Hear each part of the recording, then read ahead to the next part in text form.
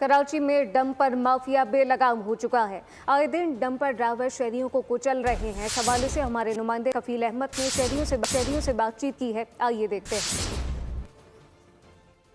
नवा साल में अब तक टैंकर से और डंपर के से जो ट्रैफिक हादसा हुए उसमें अब तक तकरीबन 250 अफराद जो हैं वो जाँ बाग हो चुके हैं और तकरीबन जो अदाद शुमार दिए गए उसमें तकरीबन 3000 से ज़्यादा अफराद ज़ख्मी हो चुके हैं। क्या वजूहात हैं इसकी?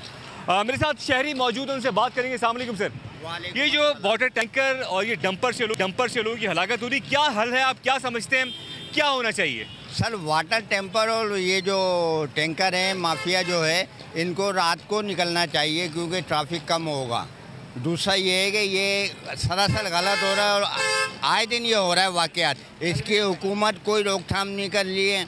वार्डन वगैरह हैं जैसे ट्रैफिक पुलिस वाले हैं और दूसरे हमारे इदारे हैं, उनको भी इस पर एक्शन लेना चाहिए और ये ज़रूरी है क्योंकि देखें आप कल भी ये हुआ है और कल भी एक हादसा हुआ है इसी तरह का, जो इसके ऊपर जाहिर सी बात है हादसा रुक नहीं रहे हैं। सर आप क्या समझते हैं, क्या इसका हल क्या है?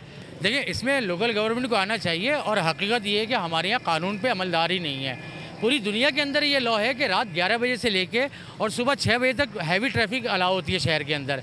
अच्छा हमारे यहाँ हैवी ट्रैफिक का कोई कानून नहीं है, वो किसी भी वक्त रोड पे आ जाते हैं। शहरी को यही चाहिए हिकमत अमली ऐसी हो जो कि मौसर हो, इसलिए कि इकदाम और ऐलानात तो बहुत सारे किए जाते हैं लेकिन उस पर अमल दरामद कहीं दिखाई नहीं देता। कफील अहमद बहुत शुक्रिया। सब्सक्राइब करें और बेल दबाएं ताकि कोई खबर रह न जाए।